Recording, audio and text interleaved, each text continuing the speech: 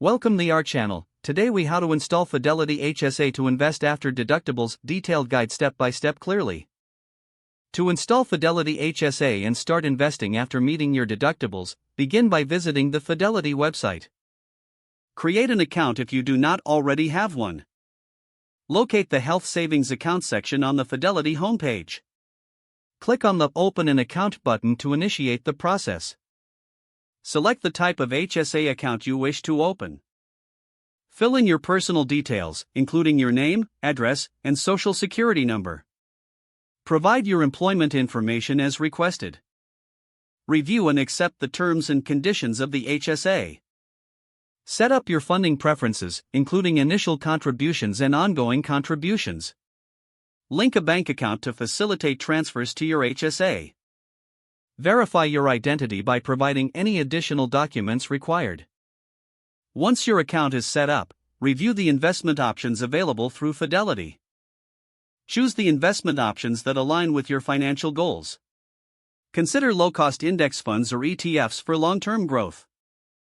Transfer funds from your HSA into your selected investments.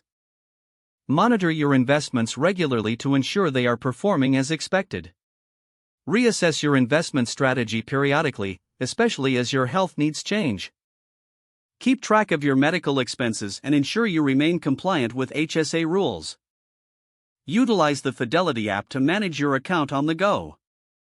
Stay informed about any changes in HSA regulations that may affect your investment strategy. Now you are ready to invest using your Fidelity HSA after meeting your deductibles. If the page does not load, refresh the browser or try again in a private or incognito window. Make sure you are using the correct email address, then retype it carefully to avoid small typos. If your password is not accepted, use the reset option and create a new strong password you can remember. Check your spam folder for verification or security emails, then complete any requested confirmation steps. Enable two-factor authentication if available to improve account security and reduce unauthorized access risk. After signing in, review your profile details so your contact information and settings are accurate and current. If you see an error message, note it down and try again after restarting your device and internet connection. Don't forget to like this video and subscribe to our channel for more step-by-step tech guides.